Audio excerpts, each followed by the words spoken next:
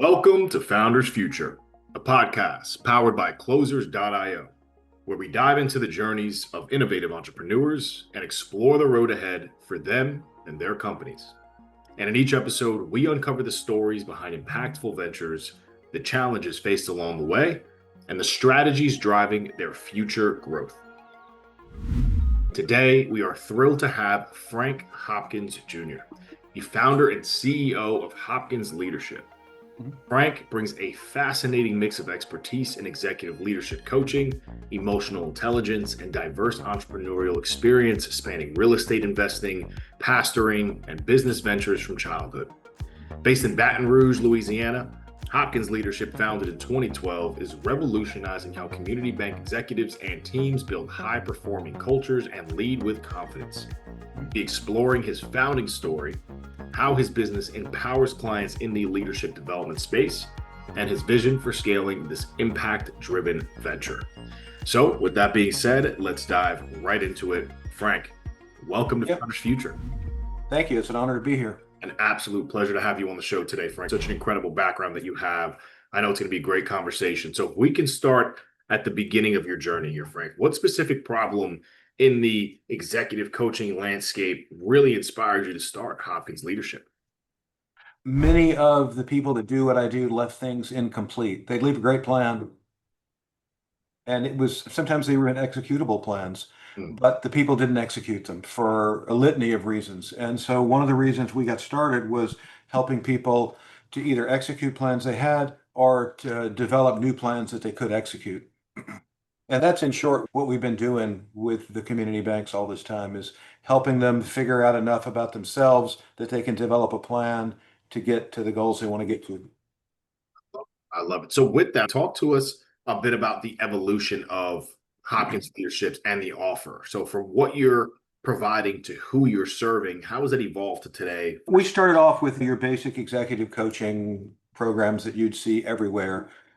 And then we got involved with the leadership circle people and their assessment and got very deep into that and the leadership system, which seemed to interest banks quite a lot. The whole contiguous 12 to 18-month program really was that you can't learn to ride a bicycle at a workshop. So it was really a continuing effort to help them execute and become more proactive in their decision making. Over time, we added in the Colby, which is a whole lot about how you naturally do things. And we use motivational maps sometimes as to how you're motivated or what motivates you. And it winds up, we get a really good psychometric picture of all of the top executives. And then over time, we were able to connect that behavior to the bank KPIs so that we now explain it as your 5 or 6 major KPIs are actually lagging indicators of your leadership quality. And that's a 10-year process in one sentence. How's that? Interesting. I love it. I love it. Way to sum something up so quick. With that, I would love to get into the nuts and bolts, Frank, especially to our listeners here who are other founders, entrepreneurs, business owners. How are you really generating revenue today with Hopkins Leadership, especially around your core offer, and who is the ideal client that you work with today?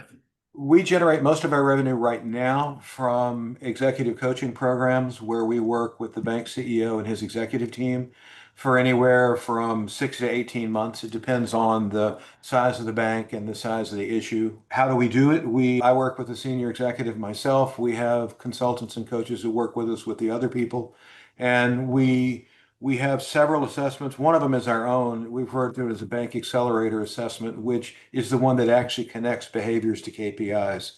So each individual KPI has a certain behavior set. They repeat frequently, but different behaviors are more important with one than the other. And so we can track that and we can put together a report for you that will show you how your leadership is affecting your outcomes. And if we have, and we do in these longer engagements, their leadership circle profiles and their Colby profiles, we're able to give the bank a complete report on this is where you are, this is where all your people are, this is job category by job category at the executive team. And if you want to improve these KPIs to be in the top quartile or reach your numbers, or maybe you are at your numbers and what else is not going quite right, we can then present you with a plan that you can either execute on your own, or you can have us work with it. But it's allowed us to, rather than to pursue you with an open-ended engagement to fix whatever, is now we can say, okay, this KPI and that KPI are affected by these behaviors in this category of the bank. Could we help you with that? And it's been pretty well received. The engagements are actually a little smaller in total, but all of a sudden I'm not trying to twist your arm into a giant thing that you don't need. We're able to be very specific and say, if we fix this thing, it will change that. How's that sound? And most of them go, it sounds great. Absolutely. So as of right now, really the executive coaching programs are the main bread and butter for Yes. Yes, what. that's the main part. We are moving into a period where we are charging for the assessment by itself now, Okay. which gives us insights. And sometimes people will go, thank you very much. This is very deep and we appreciate it. And then they move on. But see, it's a subscription. So there's a baseline assessment and there's 3 quarterly assessments, and then there's little short monthly ones in between. So you as the senior executive or executive team get this dynamic model of how your leadership's affecting your numbers. Incredible. Absolutely incredible. With that right there, I would love to hear a bit about what's working best for you guys today, Frank, especially on bringing in new clients. I can assume that a lot of referrals and relationship building is in this from being in the space for quite some time. But talk about what channels have been most effective. I would say that 80% of our work comes from either warm or hot. But by hot referral, you got on the phone and called your buddy CEO and said, you got to meet with this guy because he's helped me. He's going to be in your area tomorrow. And most of our work is actually coming from clients that are happy with what we're doing. But we do go to banking conferences, and it's the same old thing. You got to twist somebody's arm to come take a look. But when they actually look at the questions the surveys are asking, they're like, we need to meet again. Yes. So it's really those two ways. We either meet them through referrals or we meet them through the banking events that go on. Because look, most of these guys are in their 50s and 60s. Most of them don't have Facebook accounts, actually. A lot of them don't even have LinkedIn accounts. Interesting. Meeting them is, and sometimes it's just walking in the door and saying, hey, I'm sorry I didn't get to see you at the convention. Let me leave this stuff for you because I was over talking to Jimmy next door. And let's talk in a week or so. Yeah. Um, I would love to understand a bit more of how you're thinking about now, Frank, and approaching the idea of scaling, especially with pearls. And obviously, they're really strong when you're speaking to them, but the predictability really isn't there. So, that's correct. are there other channels that you're thinking about implementing to get more predictability Well, on the lead generation side? we're going to be using this assessment as a big lead generator because the advantage of working with banks is their KPIs are all the same, or rather, they all use the same KPIs, and it's all publicly available information. So we can find out a lot about your bank before we even show up. So this assessment is the first part of a larger AI that we're building that will be predictive in nature. So we've got the SaaS part, which would be the assessment. And then that leads to consulting work, usually, which is a good thing. And then, but what it's all doing is generating a knowledge base that gets smarter over time and becomes more effective in making predictions for you as the CEO over time so that you don't want to get away from it. When you spend a year with us, you don't want to lose this tool. So that helps us. And it's not a big bite to a small bank, but there are 4,000 banks out there. So our goal is to get this in as many community banks as we can, because what it'll do is it'll give them the foresight that larger banks have from all of their staff and multiple branches. And it'll give a 3 branch bank the same kinds of insights that a mega bank has.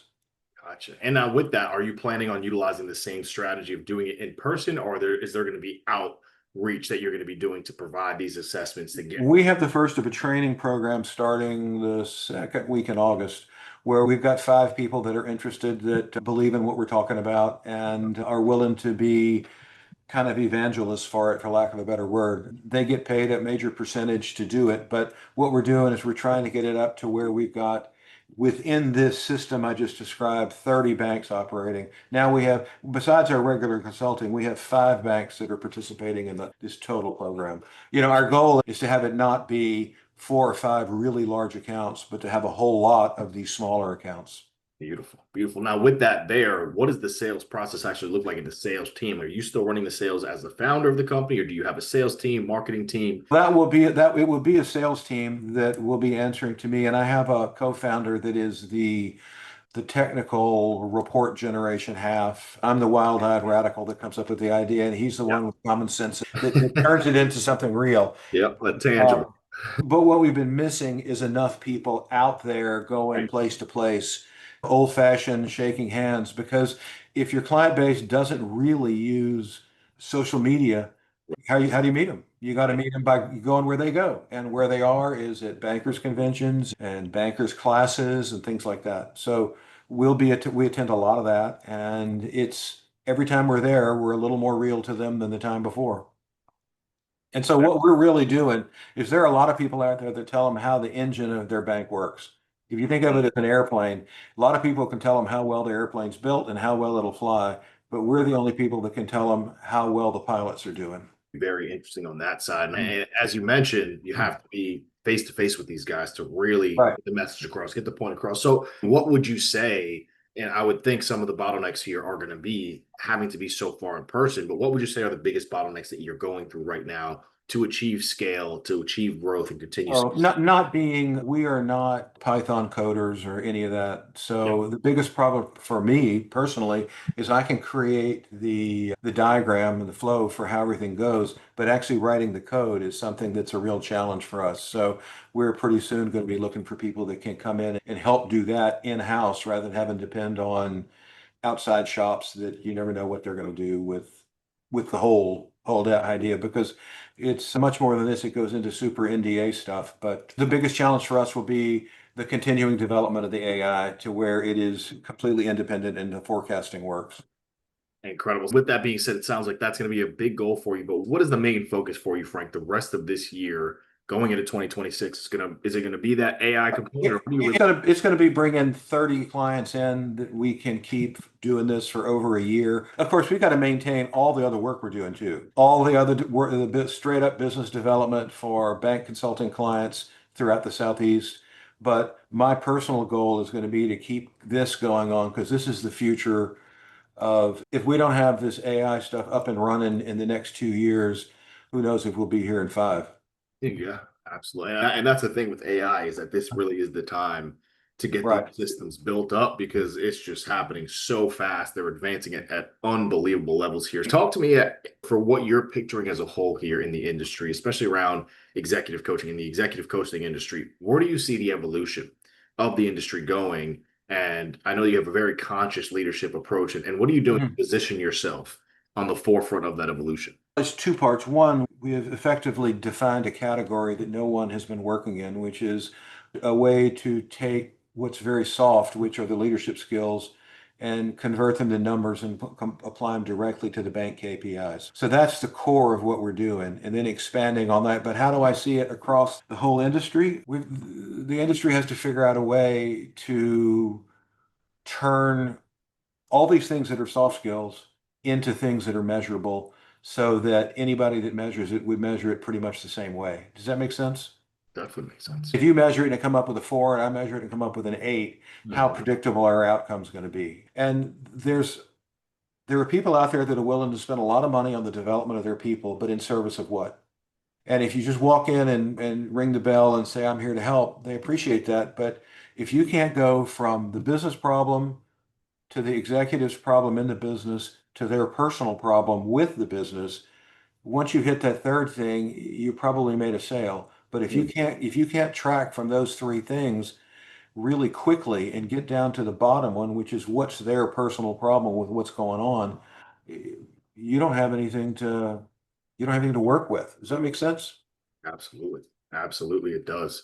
Incredible. The thought process of hearing how you guys are approaching this problem and providing a solution there is incredible. So, would love to take us into the lightning round here, Sure. Frank. And on this side, just a couple more Yep. questions for you here before we wrap it up. And the first one I would love to hear from you is what tool or resource have you been utilizing, whether it's an emotional intelligence insight, a leadership strategy, an AI tool?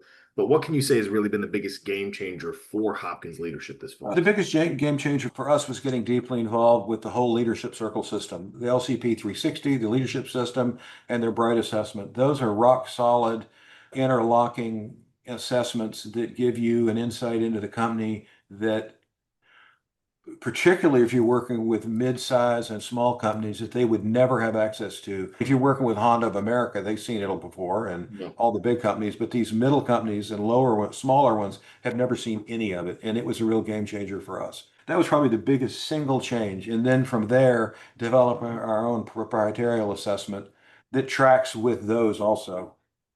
Love it. I absolutely love that. And then two more questions for you here, Sure. Frank. The first, they're both going to be on the advice side. The first one's going to be, what is the best piece of advice, Frank, that you have personally ever received about scaling a mission-driven business as you're doing now?